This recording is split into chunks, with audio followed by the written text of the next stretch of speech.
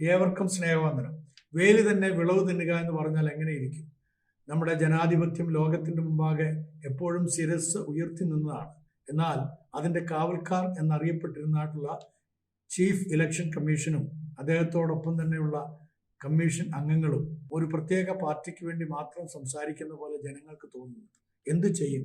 നമ്മുടെ ജനാധിപത്യത്തിനെ ചോദ്യം ചെയ്യപ്പെടുന്നതായിട്ടുള്ള, അതിൽ നിരാശ കൊണ്ടിരിക്കുന്ന വലിയ ഒരു ജനതയായിട്ട് നാം മാറുകയാണ്.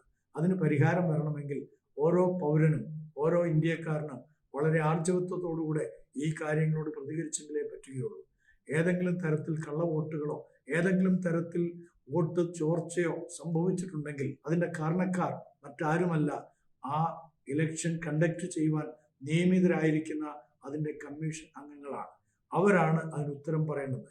അവർ ഉത്തരം പറയുവാൻ ബാധ്യസ്ഥരായിരിക്കെ ഉത്തരം പറയാതെ പോകുമ്പോൾ അത് ഈ രാജ്യത്തിലെ ഓരോ പൗരനോടും കാണിക്കുന്ന നെറികേടാകുന്നു എന്ന് ജനം ഒരുമിച്ച് ശബ്ദിക്കേണ്ട സമയം ആസന്നമായിരിക്കുന്നു.